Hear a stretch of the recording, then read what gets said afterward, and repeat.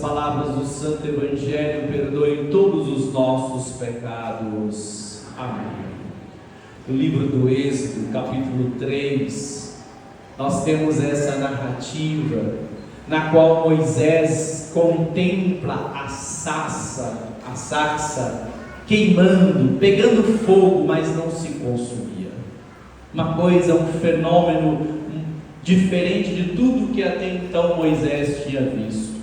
Moisés aproxima, estava ele ali pastoreando. Moisés aproxima da sarça que estava em chamas, mas que não se consumia, não se queimava. E quando ele aproxima, Moisés escuta alguém dizendo: Moisés, Moisés. Ele respondeu: aqui estou. Então Deus diz a Moisés: não te aproximes, tira a sandália dos pés, porque o lugar onde estás é uma terra santa. E Moisés então tira as sandálias. Moisés, ali naquele momento, Moisés compreende que está ele envolvido num grande mistério de Deus, num grande fenômeno espiritual, uma teofania, que são as teofanias, as manifestações de Deus. E Deus acrescentou dizendo: eu sou o Deus de teus pais, o Deus de Abraão, o Deus de Isaque, o Deus de Jacó. Nesse momento, Moisés cobre o rosto, pois temia olhar para Deus. Moisés se prostra na presença do Senhor. E aqui então nós temos dois aspectos interessantes, porque Deus vai aqui então descrever dizendo: olha, eu ouvi os clamores do meu povo que está escravo lá no Egito. Os filhos dos hebreus que foram buscar alimentos no Egito por causa de uma grande escassez na sua terra, acabaram se tornando escravos no Egito. E durante muito tempo o povo clamava a Deus, pedia a Deus a sua libertação.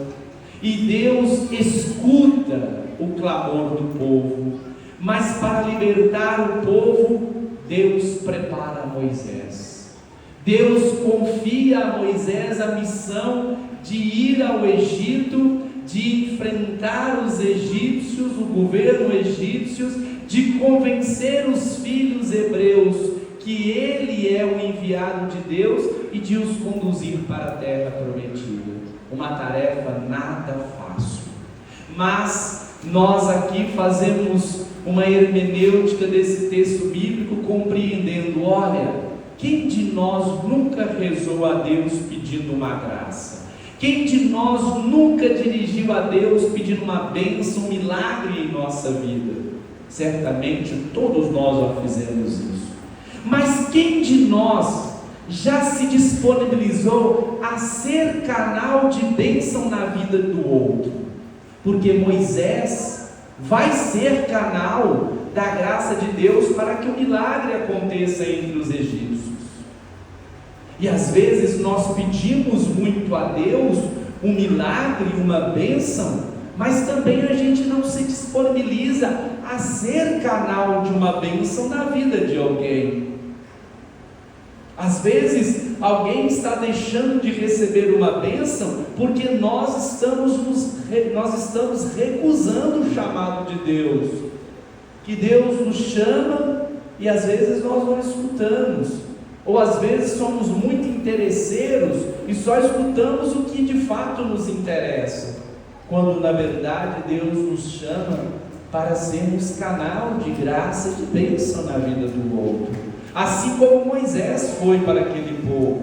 Tarefa nada fácil, e vai Moisés então cumprir aquilo que Deus colocou nas suas mãos. Moisés enfrenta os egípcios, Moisés convence os hebreus de que Deus está preparando uma terra prometida para eles, e eles acreditam e seguem Moisés e vão no deserto afora. A história todos nós já conhecemos. Assim então Deus age no meio do povo por meio de Moisés. Você que aqui vem, escuta a palavra, alimenta da Eucaristia, seja um Moisés na vida de alguém que precisa tanto de uma graça. E você sabe as realidades das pessoas que estão à sua volta. Não deixe de ser instrumento de Deus na vida do outro, para que alguém também seja instrumento de Deus na sua vida. A gente precisa que alguém seja instrumento de Deus em nossa vida, mas nós também precisamos ser instrumento de Deus na vida do outro. O nosso milagre, às vezes, acontece por intermédio de outro que vem em nossa vida. Permita ser também esse que vai ser instrumento de graça para que o milagre aconteça na vida de outra pessoa. A segunda leitura da primeira carta de Paulo aos Coríntios, ele vai lembrar a comunidade de Coríntios, agora muitos anos depois do episódio da travessia do Mar Vermelho. Paulo vai lembrar a comunidade de Coríntios justamente essa história, dizendo para eles: olha, os nossos pais estiveram todos debaixo da nuvem, todos passaram pelo mar e todos foram batizados em Moisés, sobre a nuvem e pelo mar, sintetizando toda essa história da libertação. E dizer: todos comeram do mesmo alimento espiritual, todos beberam da mesma bebida espiritual, de fato, bebiam de um rochedo espiritual que os acompanhava. Esse rochedo era Cristo, o Eu Sou, o que é desde o princípio já estava com o povo. Portanto, nós não devemos ignorar o que Deus já fez a nosso favor. Quantas coisas Deus já fez por nós.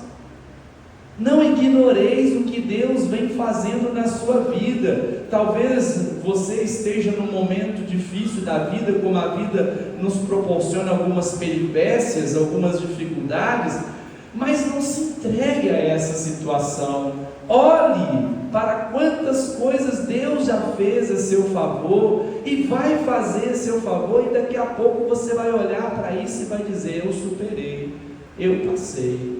Mas às vezes nós nos atolamos em situações porque nós vivemos uma murmuração desnecessária, uma reclamação desnecessária, assim como o povo hebreu fizeram, porque pensaram eles que a terra prometida ia ser logo ali do outro lado do rio, mas não, eles iam ter que atravessar deserto lá dentro. Foram 40 anos.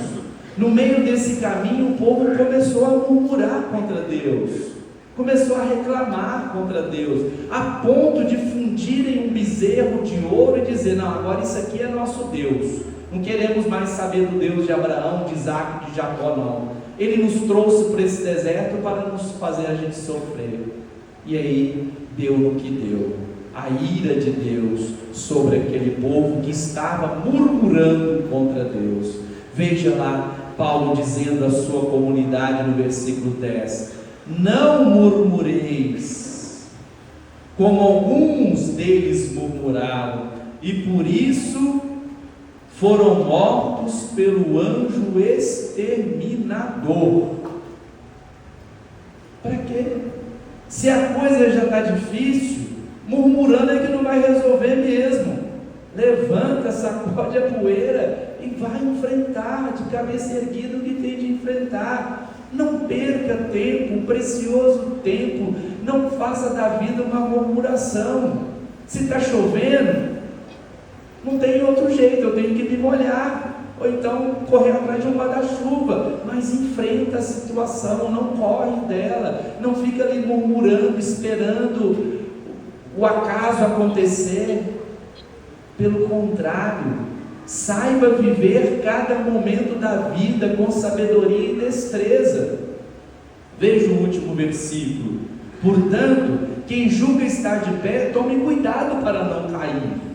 A vida, gente, ela é Já dizia Friedrich Nietzsche, ela é cíclica retilínea, é uma espiral. Então, ora nós estamos em cima, ora nós estamos embaixo, como uma roda gigante. Tem gente que agora está no alto e se sente a última Coca-Cola do deserto.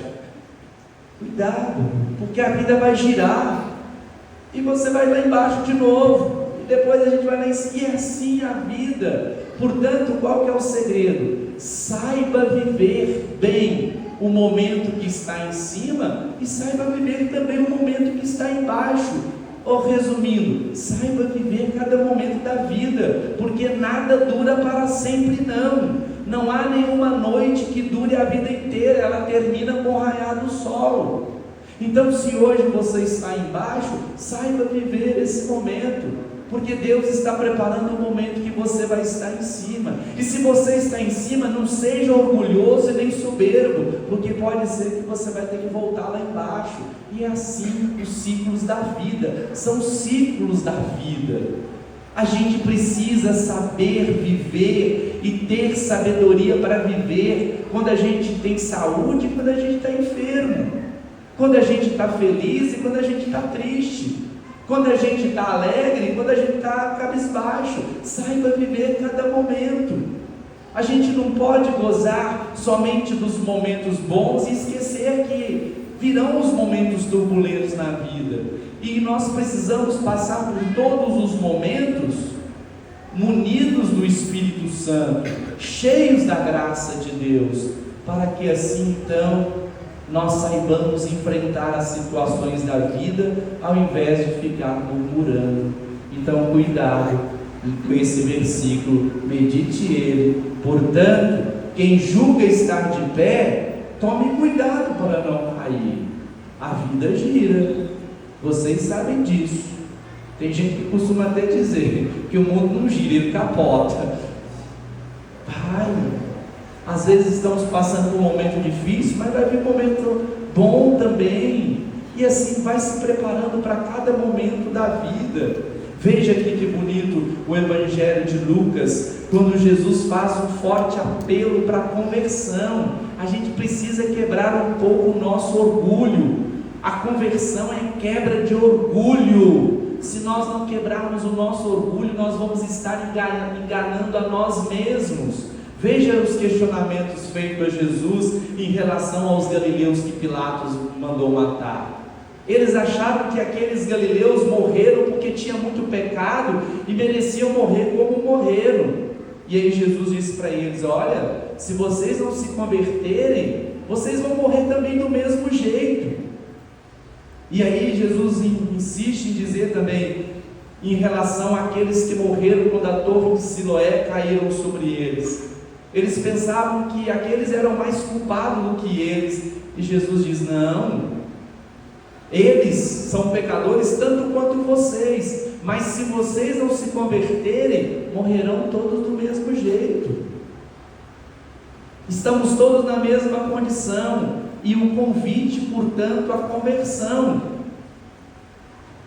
o convite à mudança, o convite a enxergar de fato quem nós somos. Às vezes nós passamos boa parte da vida correndo de nós mesmos, correndo do que nós sentimos, do que nós pensamos. Às vezes nós temos dificuldades de enfrentar os nossos assombros. Quando eu era criança, lá em Conselheiro Lafayette, tinha-se muitas histórias de assombração na quaresma, não é? A mula sem cabeça. E aí eu fui crescendo na teologia, eu aprendi que existe mesmo assombração na quaresma, só não é aquela personificação que minhas avós falavam. As assombrações da quaresma existem dentro de nós. Existem mulas sem cabeças dentro de nós e outras coisas mais horríveis dentro de nós, que nos assombram, e nós temos que tirar essas assombrações de dentro de nós. Veja que Jesus então conta uma parábola, a parábola da figueira, que está plantada no meio da vinha. O seu dono vai lá procurar figos e não encontra, e aí ele fala: então corta essa figueira porque ela está inutilizando a terra. E aí vem o vinhateiro e diz: olha que bonito aqui, vem o vinhateiro e diz: Senhor, deixa a figueira ainda este ano, eu vou cavar em volta dela, vou colocar adubo, pode ser que venha dar frutos. Gente, em Deus, nós sempre temos uma nova oportunidade, mas é preciso fazer alguma coisa, é preciso passar por uma mudança. Aquela figueira estava inutilizando a terra porque ela era o que era desde sempre. Ninguém podou ela, ninguém regou ela, ninguém adubou ela. Mas a partir do momento em que esse vinhateiro foi lá, adubou, regou, podou, certamente ela deu fruto e parou de inutilizar a terra. Uma mudança aconteceu naquela figueira. Pergunte-se: você é uma figueira que está inutilizando a terra? Se você for uma figueira que está inutilizando a terra, o vinhateiro está te dando uma nova oportunidade, mas permita ser podado, permita ser adubado, permita ser regado. Isto é conversão, para que você possa florir. Ou então você vai passar a vida inteira inutilizando essa terra, gastando o nosso oxigênio. Mude, permita as podas, dói muito ser podado. Eu fico imaginando uma árvore, se ela pudesse falar na hora que alguém a poda, ela deve dizer: ai, está doendo, está machucando, mas eu sei que é para o meu bem, porque eu sei que essa poda me fará florir ainda mais. Isso é conversão.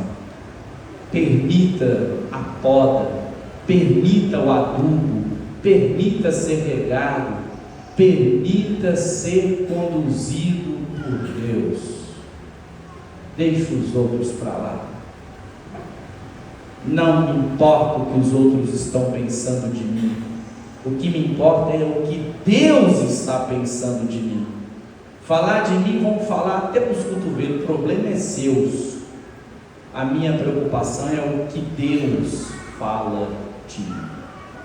Louvado seja nosso Senhor Jesus Cristo. Creio